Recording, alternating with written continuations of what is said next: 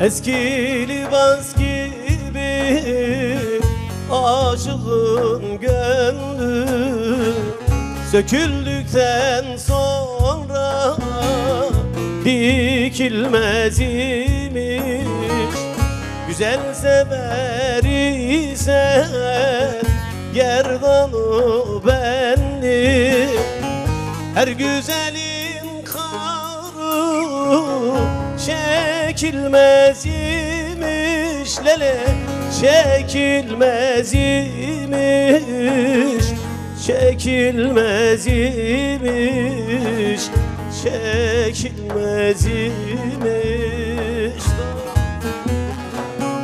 Her güzelin kanı çekilmez imiş. Lele çekilmez imiş, çekilmez imiş, çekilmez imiş.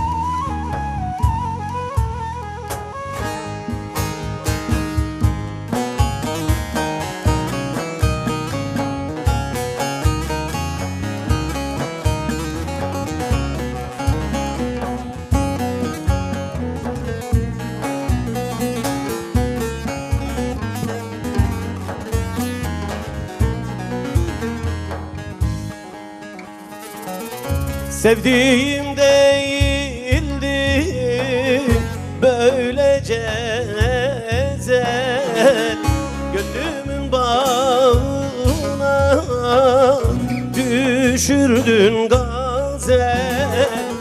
İbrişinden taze taze sevdiğim güzel, meğer Polat gibi bükülmez imiş, bükülmez imiş, bükülmez imiş, bükülmez imiş.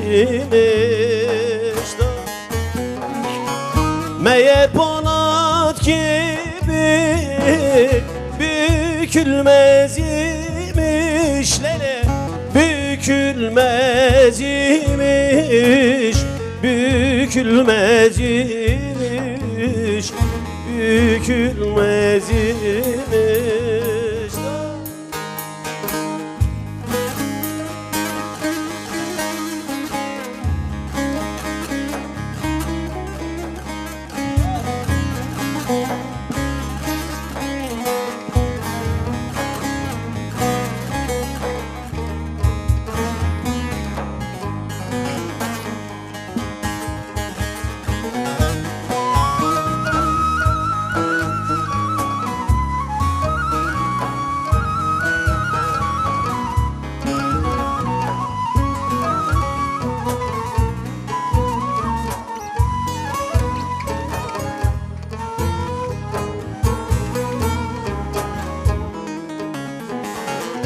Seyrani'nin gönlü gamla yaş imiş, aşkı sevda tüm dertlerde baş imiş. Ben gönlümü toprak sandım taş imiş, meğer taşa tohum ekilmez imiş. Lele ekilmez imiş, ekilmez imiş, ekilmez imiş. Meğer taşa tohum ekilmez imiş. Lele ekilmez imiş, ekilmez imiş, ekilmez imiş.